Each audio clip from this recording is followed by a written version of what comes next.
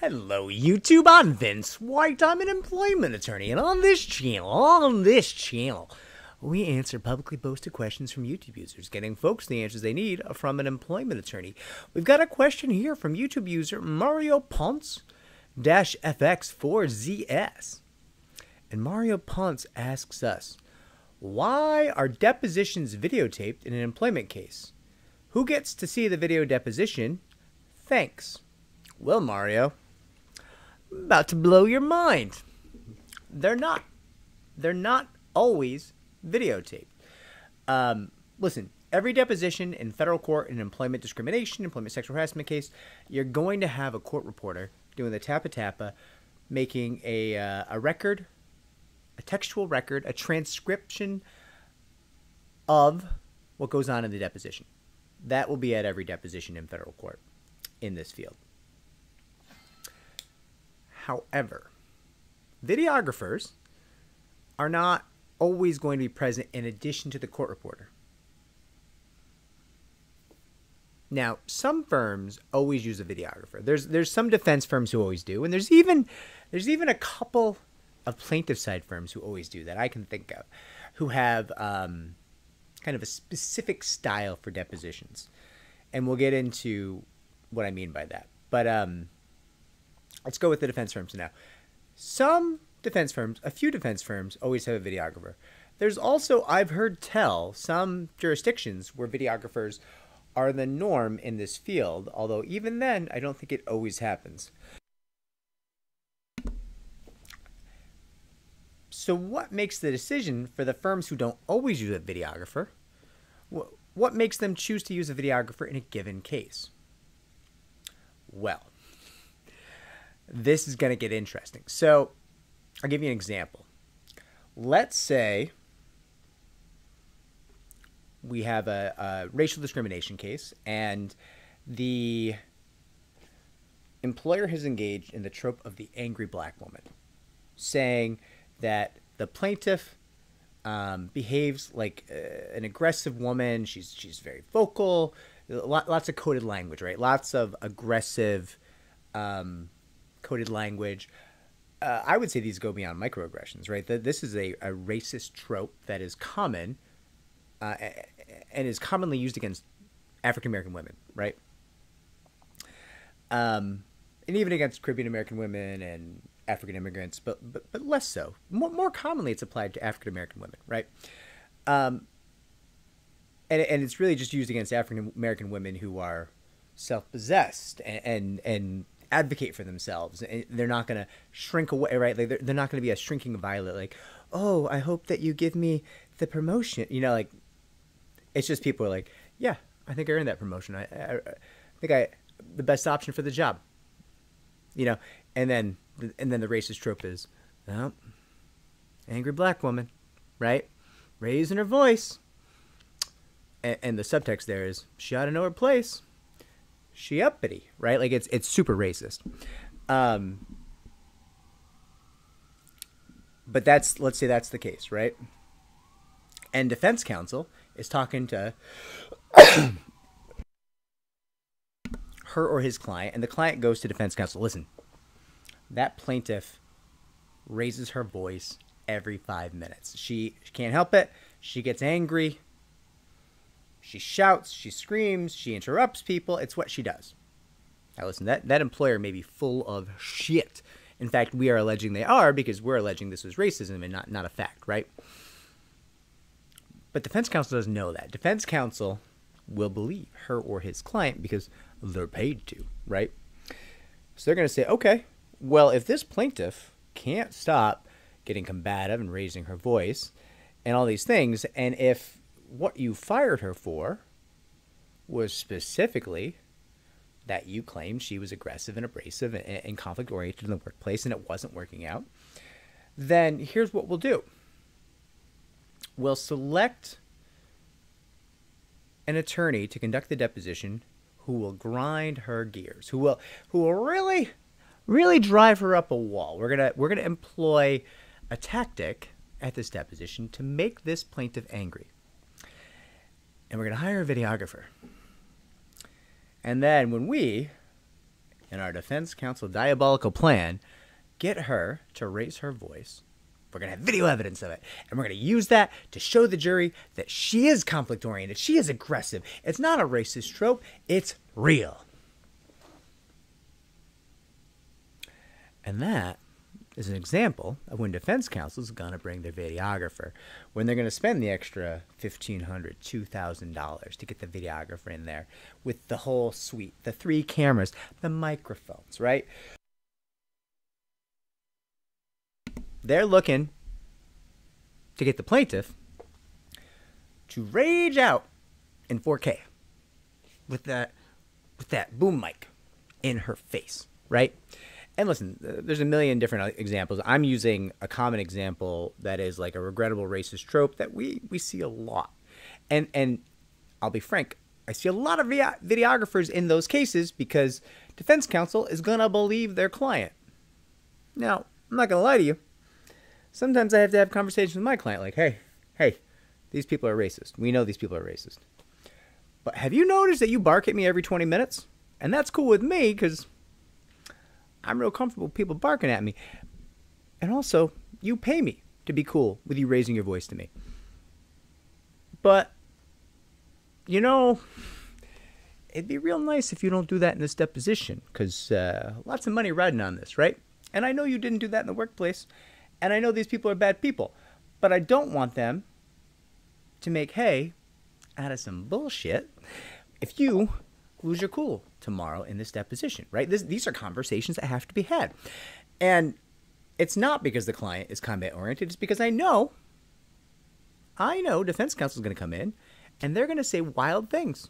I once worked on a case where to upset my client, who happened to be a gay gentleman, the defense firm went and got a contractor attorney, a special deposition headhunter, a deposition mercenary who did not work for their firm, who also happened to be gay. And that gentleman came in and attempted to slut-shame my client at random intervals with the video going. So deposition's going normal, question, everything's relevant, and it's just like, hey, how many of your coworkers you fuck? What? All the objections. What? You can't. That has nothing to do with anything. And my client's like, what? Like, what? It's not even about that. Like, what? That's not even part of the case. Like, what are you talking about? And like, what they're trying to do is rattle my client.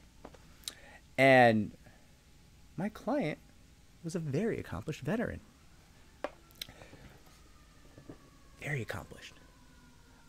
It would not be going too far to say that my client was a hero of this nation.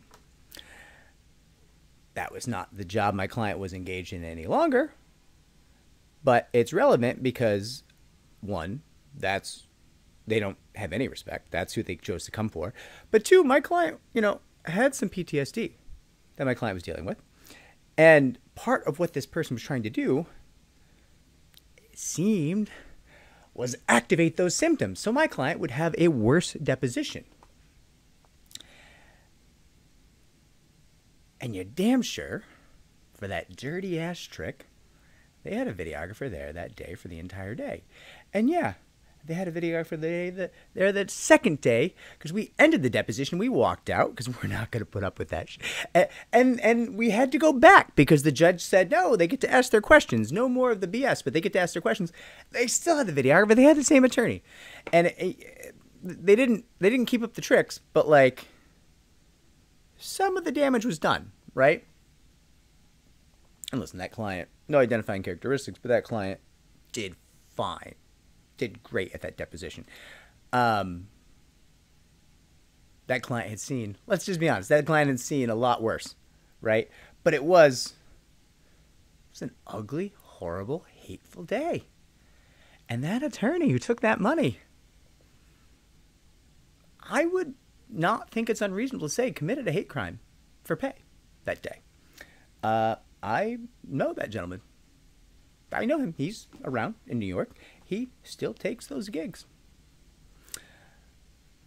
which I think of as hate crimes for hire. But it's another example of when the videographer comes out, right? What they're trying to do is create evidence that a jury can see, right? Because the transcript, it's meaningful, and the transcript can be used in misleading fashions, and you can do a lot with the transcript, right? Created by the stenographer, the court reporter. You can do a lot with it, but it's never gonna be quite as good as a mic'd up 4K video. It's gonna potentially be more accurate. Although even then, they cut it funny, right? They're gonna play with the edit. And listen, big defense firms are not gonna do what like a CNN or a Fox News does, where they just make edits that are completely fake, right? Like this isn't 60 Minutes, or I don't know what's concern. I'm trying to just give examples of both partisan news networks every time, where they're just gonna create a lie in the edit. But I'll tell you what, they're sure as hell gonna give the most compelling edit they can, while remaining mostly accurate. And listen, do I fault them for that? A little bit, but I do it myself for my client, right? So I can't fault them that much. And we do this as well, right? If you got a man, this is something we do, right? You got a very bombastic manager who's one of the bad actors, and the argument is he started popping off, started yelling when he heard about the case. It's a retaliation case, right? Can't help himself. 3 divorces. Can't shut up. Just runs his mouth, right? Oh, yeah. Partner on the case comes to me and says, I need a videographer. A little extra juice on this one. I need a couple extra resources. I need a videographer. We're going to go hard. We're going to go real hard on this. We did a lot of background research. We think we can blow this guy up. We think we can get him to say some wild stuff. Yes. Green light. Let's go. Right? Like it's great. It's great. It's going to prove our case. Right? Like you go in. The argument is, this guy blows up all the time. He blew up when he heard that the plaintiff complained of discrimination or sexual harassment, whatever it is. He got aggressive. He got loud. Tried to intimidate the plaintiff. Right? So good. Let's get some video of him blowing up, trying to intimidate whoever's at the deposition, right? It's good for the goose, good for the gander if it works for the defense side. Occasionally. Well, I'm not going to leave that tool in the toolbox, right? We're gonna trot that one out. See if it works. Every now and then, right? And it often does. So Mario, it's not that every deposition is videotaped. And again, listen, in some jurisdictions, most depositions are videotaped, and some firms will always videotape. It's just what they do. They think it's best practice. Most firms in this field, in most jurisdictions, are going to say, hey, does it make sense to pop for the extra couple grand to get the videographer in there? Is there something that we think is going to be compelling that we want video of, that we might get to play for this jury? Because if we can get it in evidence, that's pretty meaningful, right? And that's the game we're all playing. We're all, is it worth it? Is it going to make sense? Is this deposition, right? If you're doing a deposition, it's just like, hey, you got 20 minutes of questions. Where were you? What happened? Who was there? What was said? What did you say? Right? Some depositions are very quick. There's a lot of 2-hour depositions in the world. Most of those don't need a videographer. But you got your bad actor, you got your plaintiff, you got your big exec, you got your owner, maybe. Somebody who is really relevant to the events. Somebody who did bad things or protected someone who did bad things. Or for the defense, the plaintiff, right? Like the plaintiff or like the star witness. These are the people that they would potentially bring a videographer in for. And it's meaningful, right? It can really move the needle. It can really be compelling for a jury. It can be a form of evidence that scares the other side away from trying to clean up their testimony from the deposition, right? So whatever goes bad in the deposition, whoever's bringing that witness is going to try to prep that witness to clean that up. But if you clean it up too much, it really increases the chances that video might come in from the deposition. Because why is it different now? Why is the testimony different now than it was before, right? And the more different it is, the more likely that video clip, that edit of the video is going to get in there. Do we clean it up, or do we just fall on that grenade and hope for the best, right? Like, it's a tough decision. I don't envy anyone that decision. When I'm faced with that decision, not a great day. I don't love it, because it means we've got tens upon tens of thousands of dollars involved in a case, hundreds of attorney hours, and we're currently making a decision about what's the least bad thing we could do. Don't care for it. Don't like it one bit. It happens. You got to make smart decisions. You got to do damage control. I'm just saying I don't care for it. It's not ideal, right? So, Mario, this is why, with a little extra. I hope it helps. I hope it answers your question. I could have sworn I made this video already, but I can't find it anywhere. So I made it again. Anyways, like, subscribe, comment down below, share our channel so it can grow. Take care, everybody.